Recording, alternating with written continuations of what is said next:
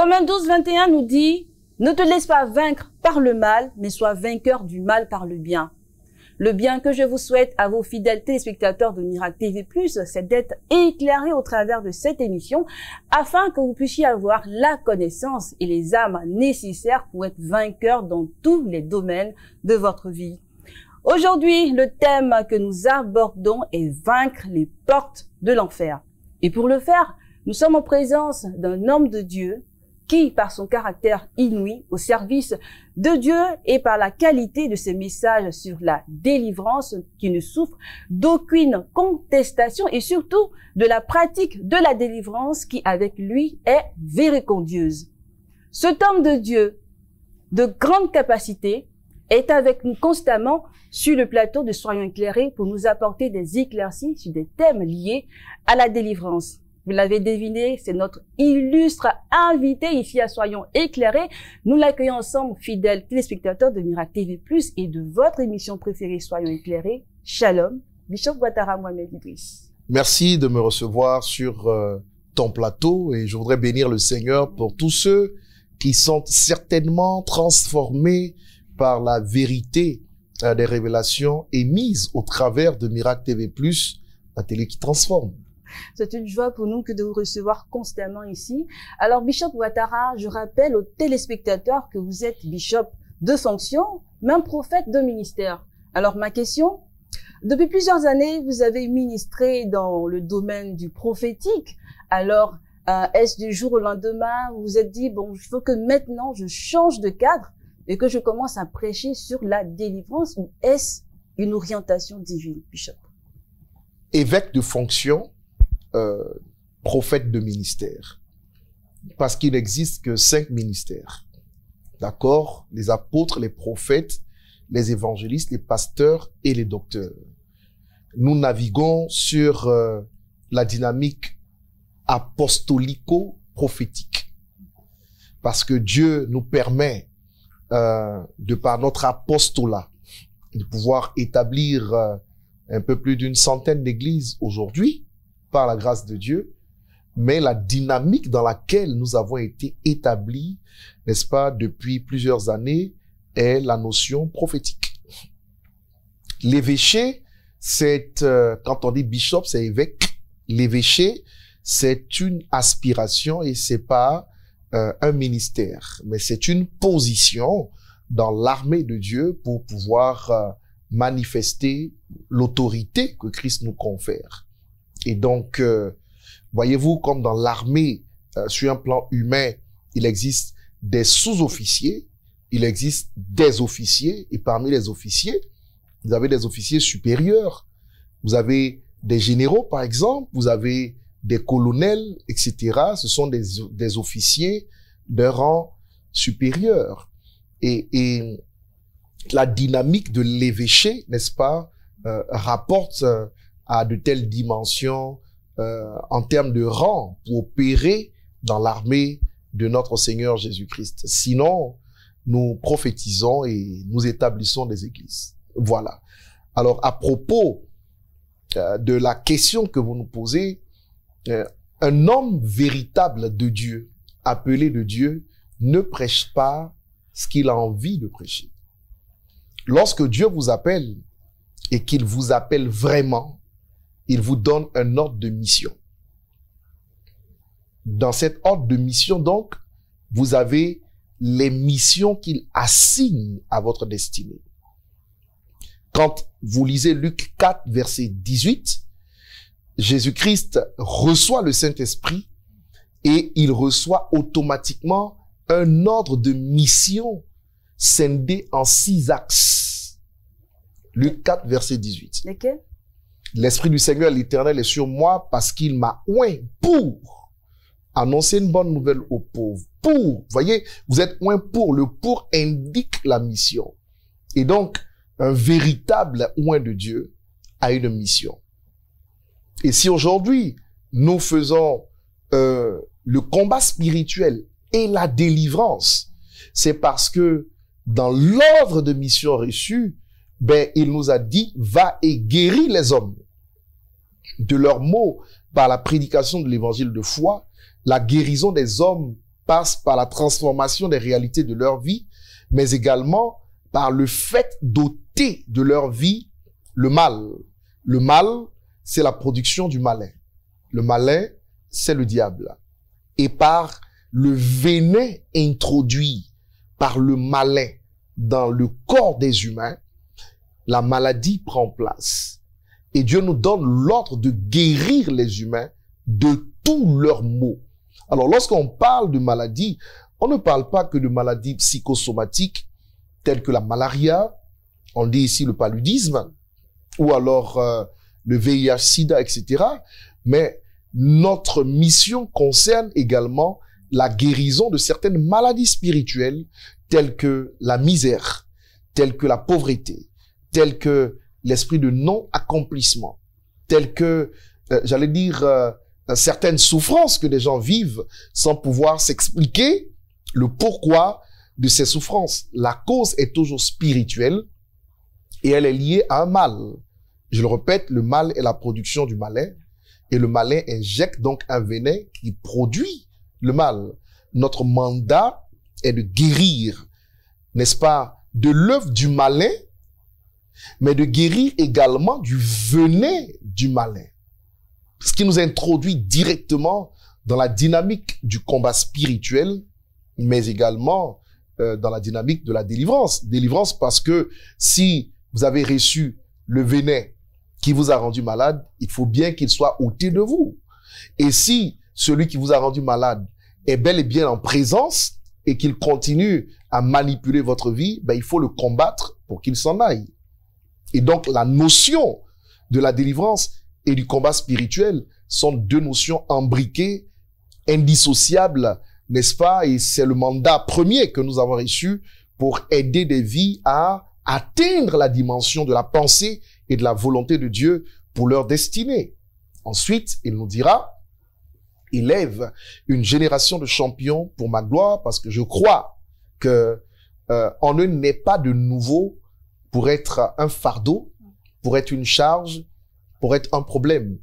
Je pense que tous ceux qui sont nés de nouveau doivent atteindre des sommets qui leur ont été réservés par l'Éternel et ils doivent trôner, permettez-moi l'expression, s'asseoir sur les trônes qui leur ont été réservés sur ces sommets. Et donc, nous travaillons à la guérison des vies et à l'élévation des vies en Jésus-Christ et par Jésus-Christ. Vous êtes le spécialiste en tout ce qui concerne le message de la délivrance dans votre patrie, la Côte d'Ivoire. Vous êtes docteur de la parole, vous êtes aussi écrivain. Bishop, vous avez écrit plusieurs livrets de prières, dont Briser les barrières de l'imitation, Vaincre les esprits de non-accomplissement, mais aussi ce livret que je tiens présentement, Vaincre les portes de l'enfer. Alors, Bishop, qu'est-ce qui vous a inspiré à écrire cette merveille, Vaincre les portes de l'enfer, qui est aussi, comme vous l'avez remarqué, le thème de cette émission? Je dirais tout simplement que c'est une révélation. Parce que la parole de Dieu, en fait, n'est pas simplement un livre. C'est une révélation. Vous pouvez la lire sans la comprendre dans la dynamique de la pensée de Dieu. Vous pouvez la comprendre avec votre intellect. Dieu n'est pas intellectuel. Dieu est spirituel. C'est pourquoi la parole de Dieu est spirituelle.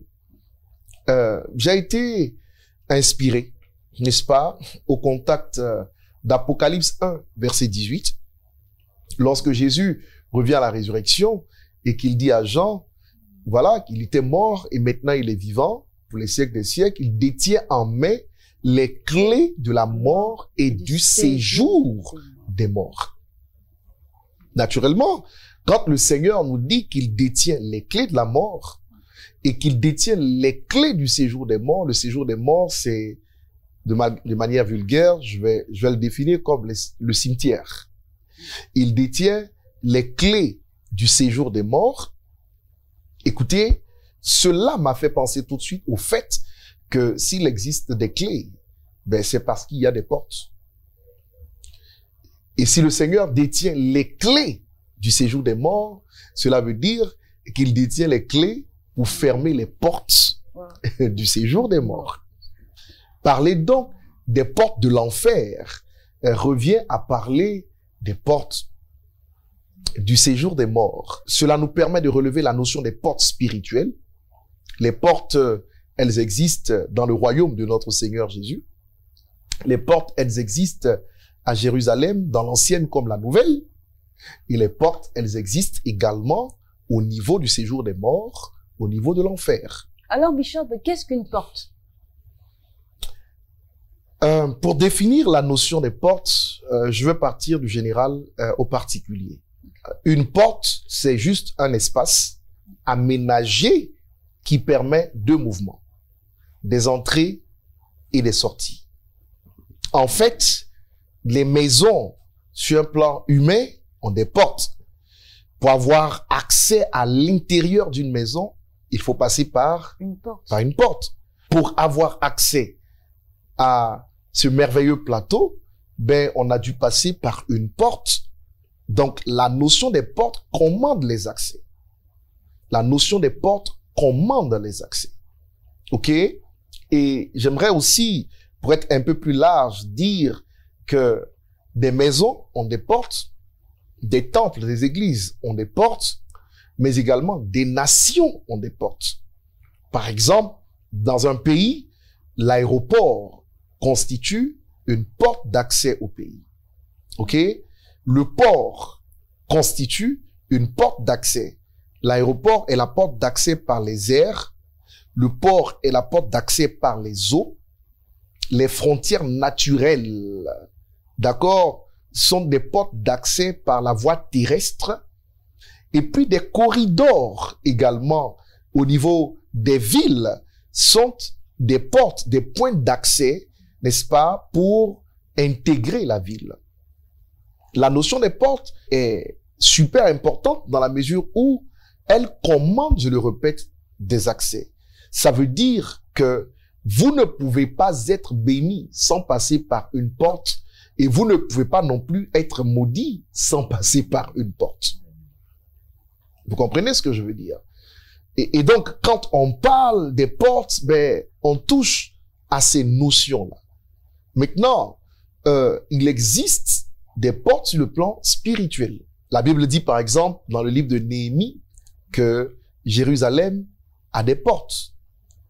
La porte des poissons, la porte du fumier, etc. Ce sont le nom des portes que la Jérusalem terrestre porte.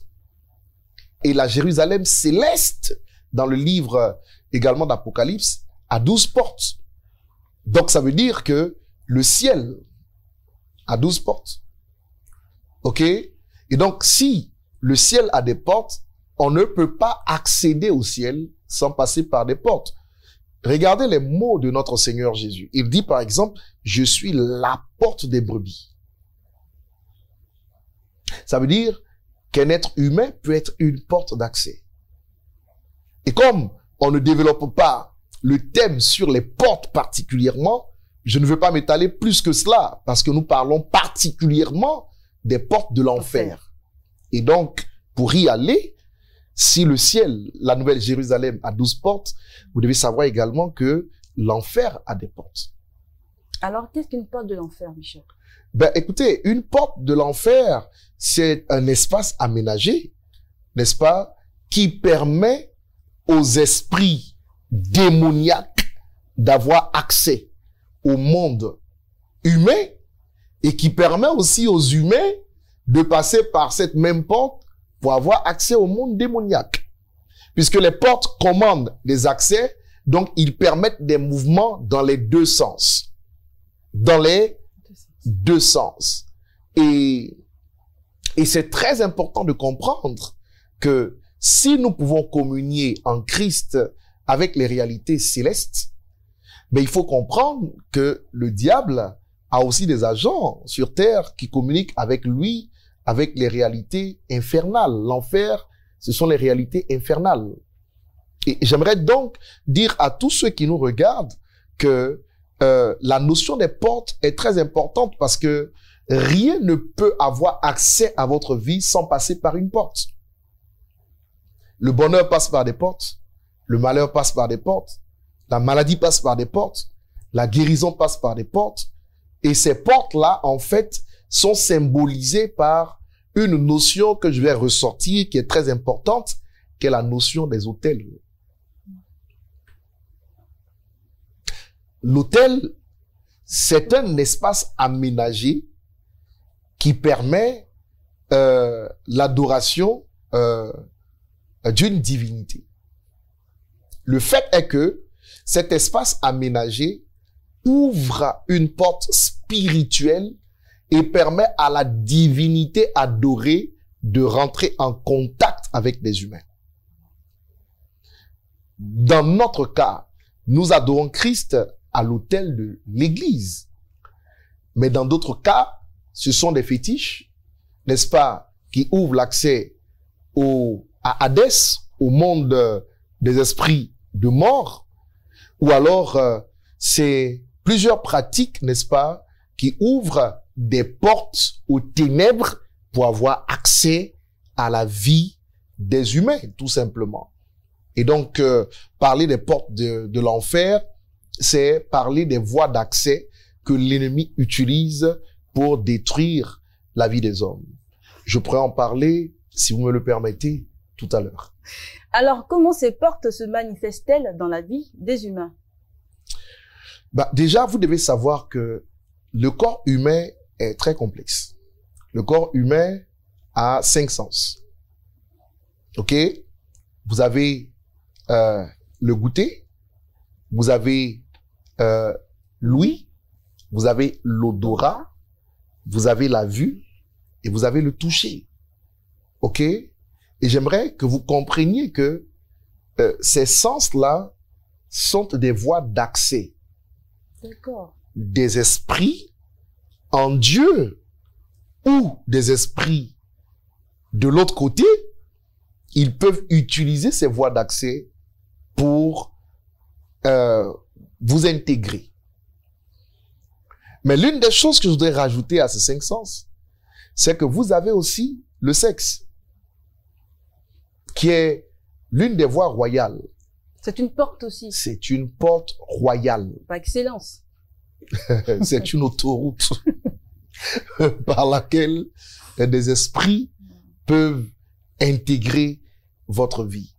Alors, comment est-ce que le diable s'y prend? Revenons à la Genèse. Genèse chapitre 1. Dans le jardin d'Éden, qu'est-ce qui a été utilisé par Lucifer pour intégrer la vie des hommes? La première réalité utilisée a été la nourriture.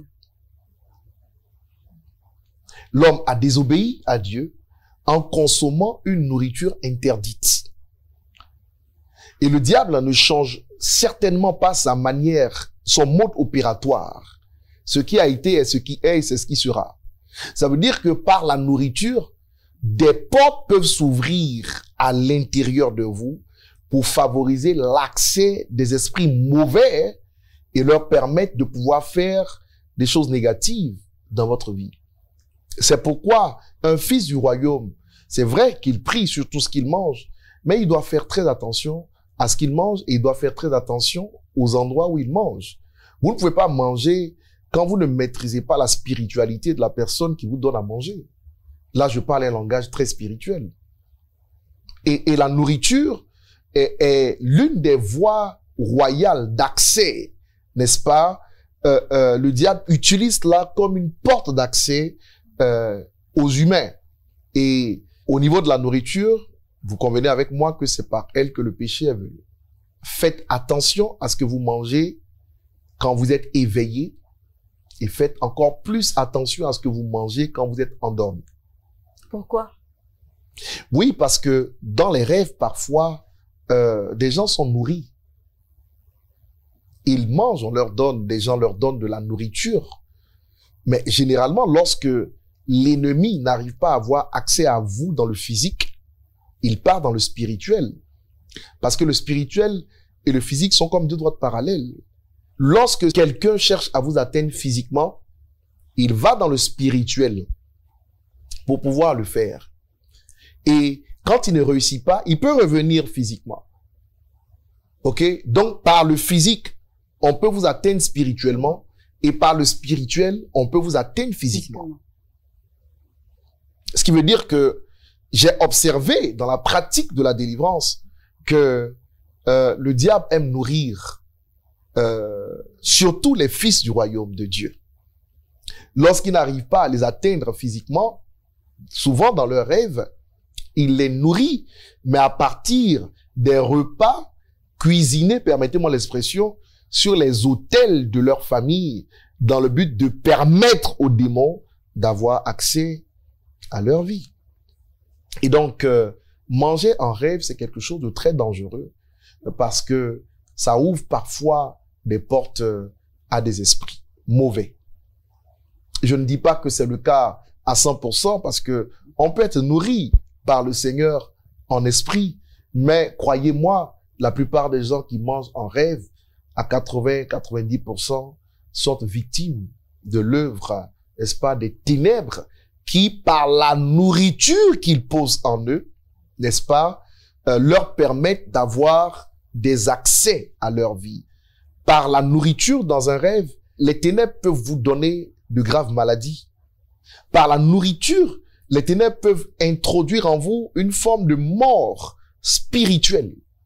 Vous mangez et vous n'arrivez plus à prier, vous n'arrivez plus à jeûner, donc c'est votre spiritualité qui est attaquée. La nourriture est la voie par excellence que l'ennemi utilise pour refroidir, n'est-ce pas, les plus zélés et pour détruire leur vie. C'est une porte que l'ennemi utilise pour anéantir des vies.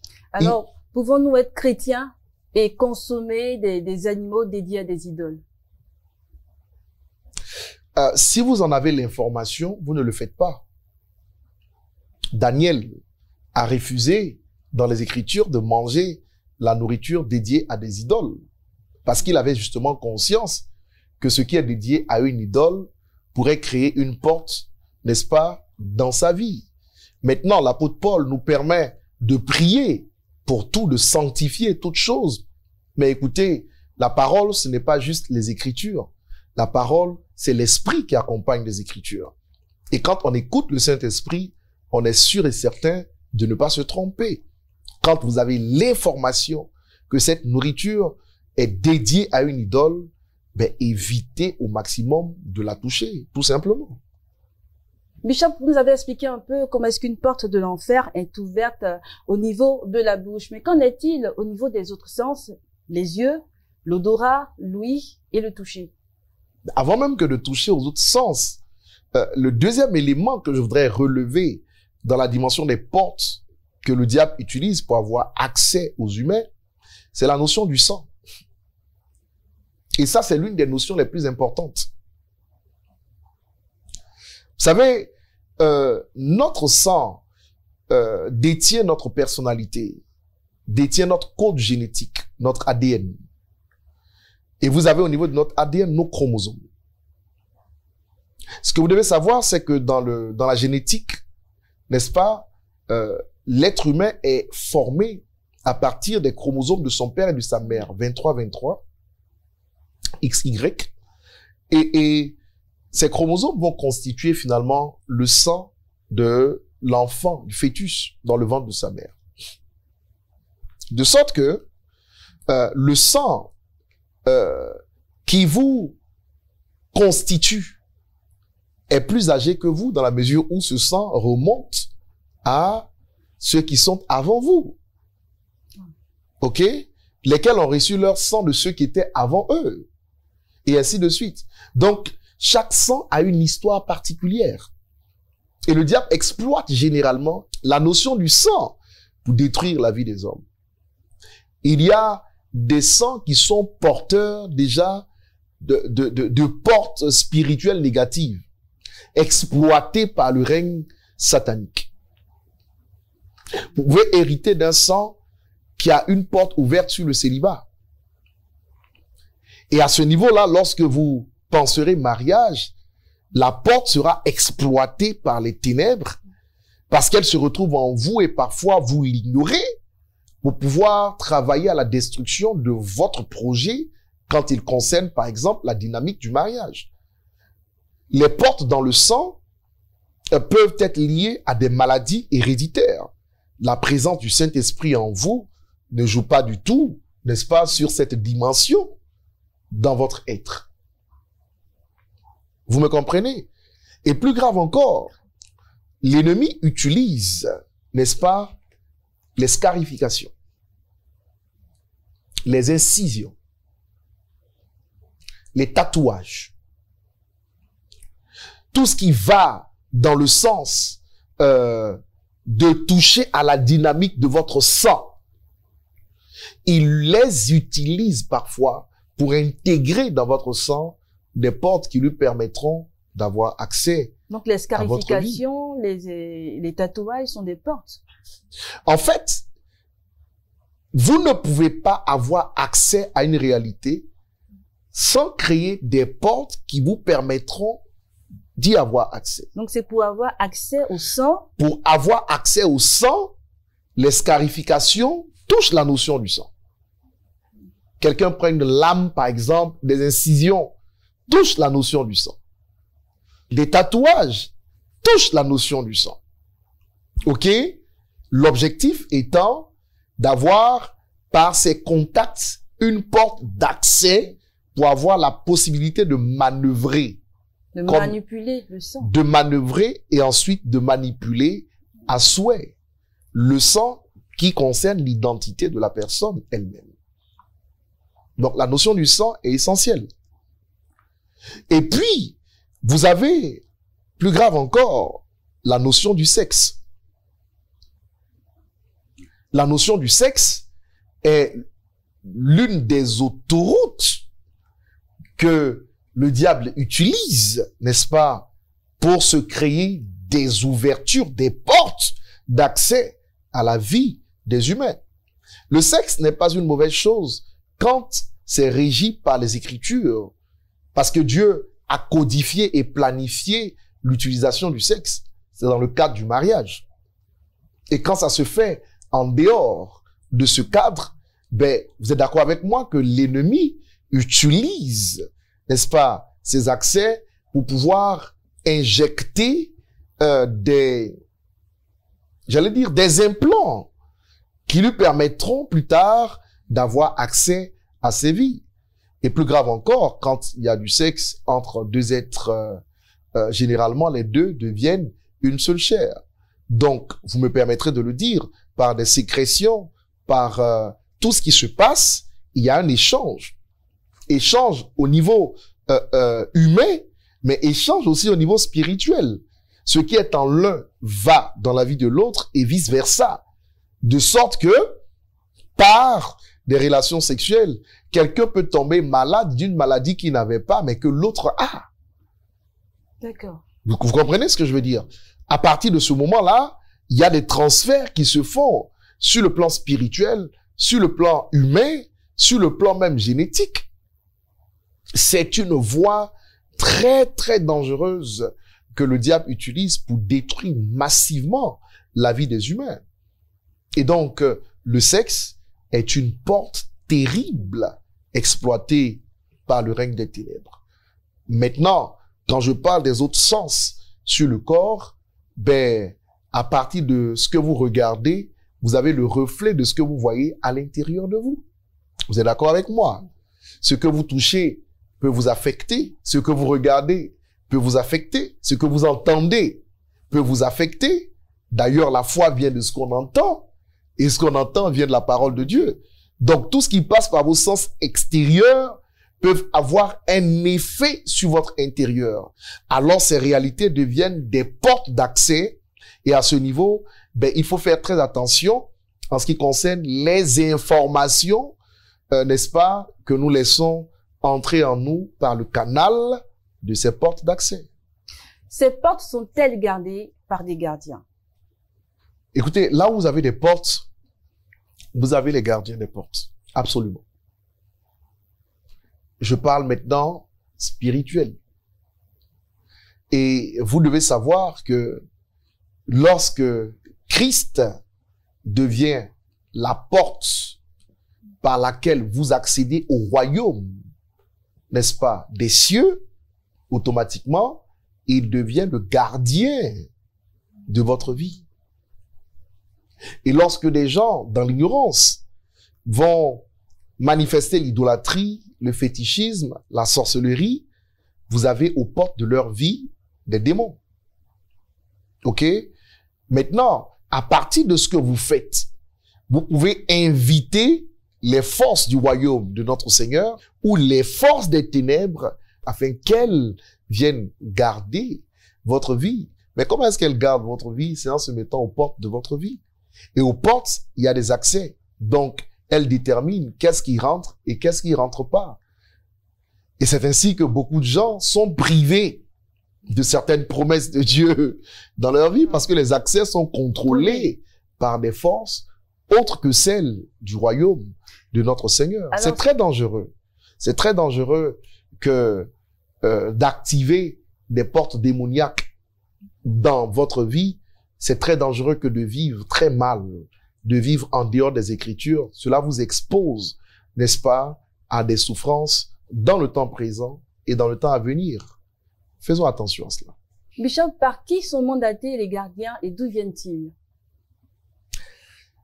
Les gardiens des portes sont mandatés, ça veut dire qu'ils reçoivent le mandat par celui qui les invite. Je m'explique. Vous savez, dans le cadre de la foi chrétienne, nous enseignons que Jésus-Christ est Seigneur et Sauveur.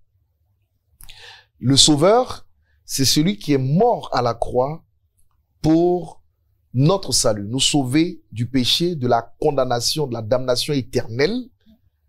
Le Sauveur, c'est celui qui a établi le pont qui nous permet d'avoir accès à Dieu le Père et de vivre avec lui dans l'éternité. Le Seigneur est différent du Sauveur. Le Seigneur, c'est celui à qui nous obéissons. Beaucoup de chrétiens ont Jésus pour Sauveur et refusent de l'avoir pour Seigneur. Le Seigneur nous donne la voie à suivre, le modèle à suivre, la conduite à manifester. Et à chaque fois que nous obéissons, n'est-ce pas, au Seigneur, notre obéissance lui donne le pouvoir d'agir dans notre vie. C'est nous qui donnons, permettez-moi l'expression, le pouvoir à Dieu d'agir dans notre vie par notre obéissance. C'est nous qui donnons accès à Dieu dans notre vie en acceptant Christ, en acceptant de le recevoir. Il dit, je suis à la porte de ton cœur, je frappe. Si tu ouvres, je rentrerai et je souperai avec toi. Qui ouvre la porte? C'est moi. C'est toi. C'est nous. Et dès l'instant où il rentre, il ne veut pas juste être notre sauveur. Il devient notre Seigneur. Celui à qui nous obéissons. Il est à la porte principale de notre vie et il commence par commander les accès. Qu'est-ce qui rentre et qu'est-ce qui ne doit pas rentrer. Mais notre obéissance est ce qui renforce son autorité et lui permet d'agir dans notre vie. OK? Celui qui refuse Christ également donne accès aux forces des ténèbres dans sa vie. Puisque nous sommes dans un monde de dualité où il n'y a pas trois forces. Il y a deux forces sur le plan spirituel. Il y a les forces de la lumière et les forces des ténèbres qui sont constamment en opposition et en combat. Si je donne accès à Christ, il est aux portes de ma vie. Si quelqu'un donne accès aux ténèbres, les ténèbres sont aux portes de sa vie. D'accord? Et donc, c'est l'être humain, finalement, qui donne accès à la dimension des esprits, qu'ils soient des forces de la lumière ou des forces des ténèbres, dans sa vie, par ses pratiques, par ses actes. Et puis voilà. Je ne sais pas si je réponds à votre question. Oui, mais quel est le rôle de ces gardiens au niveau des portes de l'enfer? Les gardiens, justement, ont le pouvoir de dire qu'est-ce qui rentre et qu'est-ce qui rentre pas. Bon, imaginez que vous êtes à une frontière naturelle dans un pays et que vous êtes douanière. Quand des marchandises viennent de l'extérieur, ok, vous avez le pouvoir de dire, parce que vous êtes, la douane, c'est une porte pour avoir accès à un pays. Vous avez le pouvoir de dire, écoute, ça ne rentre pas. Ou alors ça rentre. Quand nous mettons Christ à la porte de notre destinée, son plan peut être introduit dans notre vie. Sa volonté peut être accomplie dans notre vie. Des bénédictions peuvent être introduites en nous. Quand c'est le diable qui commande des accès par ses agences ou par ses agents, ben automatiquement, il décide également de ce qui rentre et de ce qui ne rentre pas. Malheureusement, beaucoup de chrétiens ont Jésus pour sauveur et ne l'ont pas pour Seigneur. Parce que vous pouvez avoir Jésus pour sauveur et votre Seigneur peut être l'impudicité. À partir du moment où votre Seigneur devient l'impudicité, votre maître, c'est l'esprit d'impudicité. Vous pouvez avoir Jésus pour sauveur et votre maître, c'est-à-dire celui à qui vous obéissez, c'est la drogue, c'est la cigarette, c'est l'adultère. À partir de ce moment-là, votre maître n'est plus Christ, même si vous le dites. Votre maître, c'est un mauvais esprit venant des ténèbres. Il est votre Seigneur. Vous pouvez développer toutes les théories que vous voulez, mais c'est juste ça la vérité. Et donc, à partir du moment où vous devenez esclave de ce que vous êtes en train de faire, votre maître, ou alors aux portes de votre vie, se trouvent des démons qui commandent les accès. Donc, qui peuvent refuser, n'est-ce pas, que rentrent les marchandises, entre guillemets, qui viennent du trône de Dieu et qui vous sont destinées. Ce qu'on appelle des bénédictions. Regardez un peu dans le livre de Daniel. Daniel 9, Daniel 10. Daniel se retrouve, n'est-ce pas, en train de sonder les écritures de son grand frère Jérémie, et il découvre qu'il y avait une prophétie qui avait été annoncée par son aîné et qui disait qu'Israël devait être en captivité pendant 70 ans. Il sonde les écritures, il se rend compte que le délai a expiré, mais ils sont toujours en captivité. Alors, il décide de prendre 3 semaines dans la présence de Dieu pour jeûner et prier. Et à la fin de la 3e semaine, l'ange Gabriel se présente à lui et lui dit, en fait, tu avais été exaucé depuis le premier jour. Mais, lorsqu'il avait été envoyé, Gabriel, par le Seigneur, il a été bloqué et arrêté par le chef du royaume dans lequel Daniel était. Le royaume médo-perse, le royaume des Perses et des Mèdes, était le royaume dans lequel Daniel était. Le chef de Perse, qui était à la porte spirituelle du royaume, commandant l'accès dans le royaume, c'était des ténèbres. Il a bloqué l'ange parce qu'il était aux portes, n'est-ce pas, de ce royaume-là. Beaucoup de chrétiens ne comprennent pas la notion des transactions spirituelles parce qu'en réalité, les portes servent aussi à faire des transactions. Les portes servent à faire des échanges. Les portes servent à avoir des ouvertures pour recevoir des marchandises, des bénédictions, etc. C'est une notion très très vaste qui ne pourrait être développée juste dans une émission, mais je pense qu'il y a matière à creuser pour être beaucoup plus profond. Et comme nous parlons particulièrement des portes de l'enfer, voilà, j'aimerais éclairer votre lanterne sur cette question avec ces révélations qui nous viennent tout de suite à l'esprit ainsi. Alors, Bishop, comment faire pour vaincre les portes de l'enfer, mais aussi, je rajouterai, les gardiens qui sont au devant de ces portes? C'est une notion très importante, les portes, et elles rentrent dans le cadre du combat spirituel. Et dans le cadre du combat spirituel, ces portes-là, nous avons un autre langage. Nous les appelons autels. A-U-T-E-L-S et non H-O-T-E-L-S. Ce sont des autels qui permettent des transactions spirituelles. Comment les vaincre? Il faut des prières révélées. Mais avant de prier, j'aimerais dire qu'il faut savoir qui est-ce que vous êtes.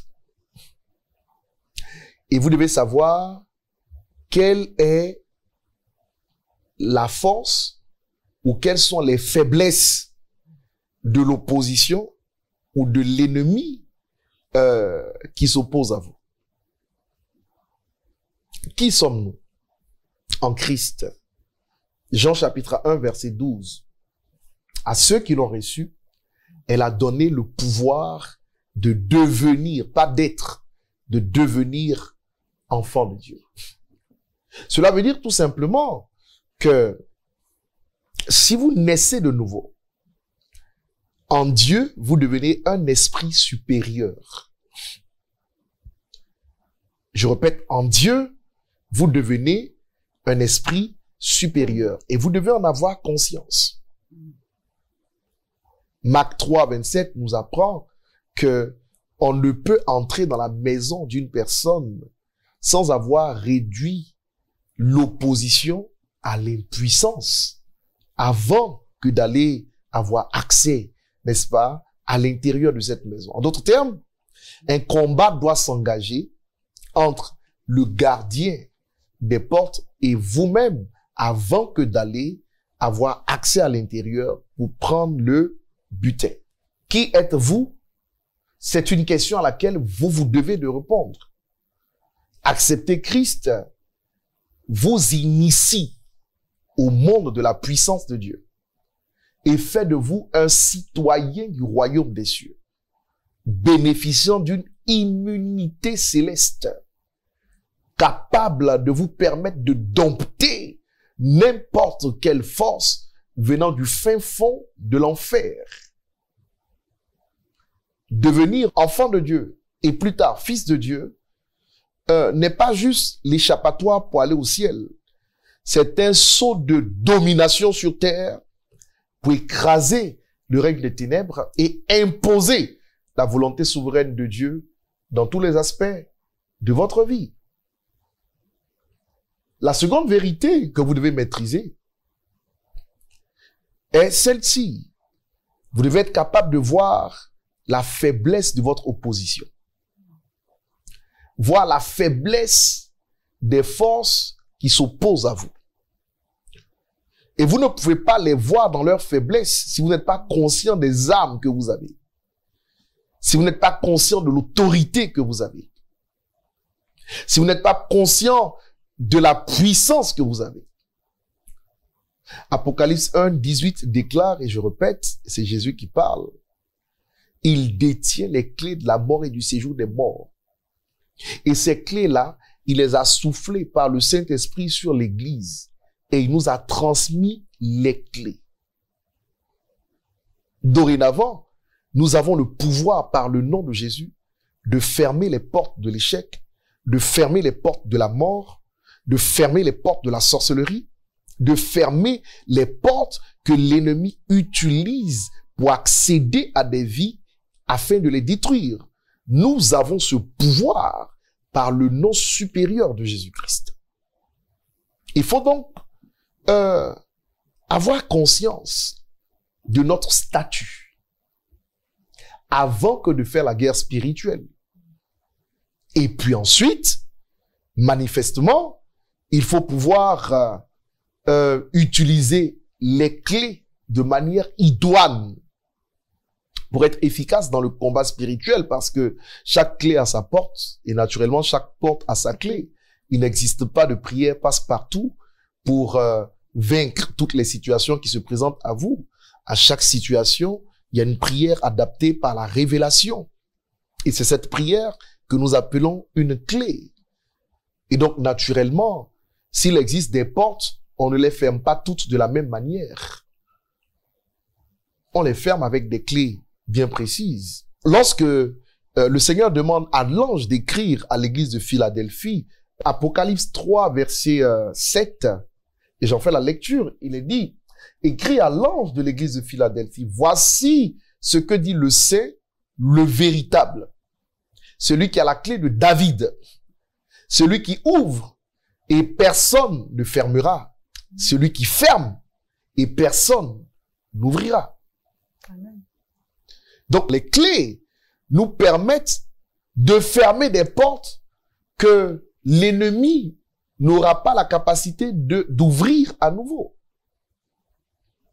Ou alors, elles nous permettent en Dieu d'ouvrir des portes qu'il avait fermées sur notre destinée pour nous donner accès aux bénédictions de Dieu.